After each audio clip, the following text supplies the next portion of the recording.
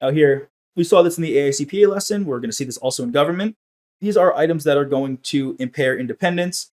If you have direct financial interest, material indirect financial interest, this is going to apply all here for our SOX and PCAOB. I'm going to kind of run through it a little bit quicker because we did see this already.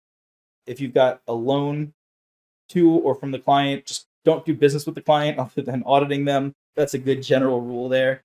But obviously, the specifics of that right here through these items that will impair independence. Employment at the client of a former employee of the firm, unless the former employee cannot influence the firm. So if I was auditing, let's say Texas Roadhouse, and then I go become a server there, well, I've had good experiences with the servers there, but servers there cannot influence the financial results of the company. So that would be fine, right? You can be an auditor of the company and then go work in a non-key position.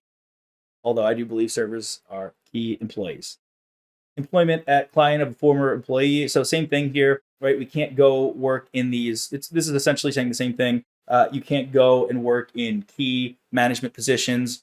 You can't influence the firm. Same sort of logic here. You can't have an immediate or close family member in a key position at the audit client. It's like, hey, I'm going to call up my sister, who's the CEO, while I'm auditing her company. That's a little bit of a breach of independence, but it's actually a pretty big one. But want to watch out for that. Individual who participates in the engagement is seeking or discussing potential employment. So this is like a prelude to what we'd see over here. So if someone on the audit team is saying, oh, I want to go work for the client, well, you're in the process of potentially getting an offer for them. So they might say, hey, yeah, give us a good opinion and let some things go, and we'll give you a nice sign-on bonus, right? So if the public company that you're auditing, you're looking to work for them, they say, hey, after the audit busy season, we'll hire you. And if you let something slide, we'll give you a higher salary, right? That's kind of the concern there. That would impair independence. Some things you might not think about here to help you think about them. Lastly here, former employee of the client participates on the engagement team when the engagement covers any period of the individual's employment with the client. So this is from the client side. If you're working, say, for a bank, you work for a bank, and then you go to the auditors who are auditing your bank, but you've done a bunch of work at the bank, you can't audit your own work. You prepared all the reconciliations at the bank. You now go over to the auditor, you work for the auditor, and you're auditing the reconciliations that you prepared. That's auditing your own work, and that is problematic. Do not do that. That will cause independence impairment. Next up here are our disallowed services. We kind of saw those earlier, right? We want to make sure that we are concerned. We are taking a look here. I'm not going to go through this too much, but take a look. We saw this in the AICPA lesson, and we're seeing this here again as well. These are items that are all disallowed. Everything here is disallowed. You see that the public companies have the most stringent requirements. What is a covered person? You'll see this term. It is a term, the AICPA, SEC defines it, but the SEC's definition here, we're going to cover this here. It is someone in the firm with respect to an audit client or it's an affiliates that includes someone on the audit engagement team. So we're going to see why this is important. We want to make sure covered people are independent. So these are people on the engagement team. Makes sense. The people on the audit team, we've beaten that to death now. They need to be independent. This is also going to include people in the chain of command over members of the audit engagement team. So let's say partners at the audit firm. So like if a partner at the firm that you work at, let's say you work at firm ABC, right? Someone above you, while they're not directly working on your client that you're working on, they have the ability to influence you because they could fire you or give you a raise. And that's going to impact their ability to have power over you. We've also got any professionals who provide professional service to an audit client or its affiliates. So again, like if you're going to help do that work, if you've got a specialist, something like that, they need to be independent. They're covered people. Lastly, any other partner, principal, or shareholder from an office of the accounting firm that participates in a significant portion of the audit. Really, what we're seeing here, anyone who conducts the audit or has power over the people conducting the audit is a covered person, and covered people need to be independent. Remember, this is all building on the concept that individuals who are covered members, and if we ever see that reference to that, we know what covered members are now, covered people, they must maintain independence in both mind and appearance. You, in your mind, you have to be independent. You can't be biased, and you need to appear independent so that if someone's watching you, they don't think you're lacking independence, that you're not going out to fancy dinners with the client all the time, having secret conversations with them. Even if you are in your mind independent, you need to look independent as well. We've got some examples of independence. I love examples. I think they are wonderful because this is what you're going to see in the exam. These are situations that would not impair independence. You've got a close family member working in a non-accounting or financial reporting role.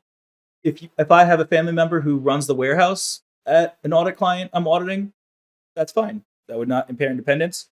Now, if that manager of that warehouse has the ability to influence financial reporting, that's concerning. But if they're just simply an operational role, then that's fine, right? And that would have to be reported and discussed. You'd obviously know that they'd be working there, and you got to talk about that before you're staffed on the engagement. Additionally, a situation that would not impair independence, former partner of a registered public accounting firm who left the firm, you don't work for the firm anymore, you accepted a financial reporting oversight role at the issuer audit client. So you left KPMG, you went and you accepted a role at an audit client of KPMG, but you've got no remaining capital balance in the accounting firm, meaning you've got no sway over KPMG, you've got no capital, you are not a partner. So you were a partner, but you sold your share, you're not actually a partner at KPMG anymore. These items would now impair independence. Well, if the lead audit partner of the audit engagement is on the client's board of directors, right? So this board of directors, these are the individuals who are charged with governance over the client. And if the lead audit partner is part of the board of directors, that's a problem.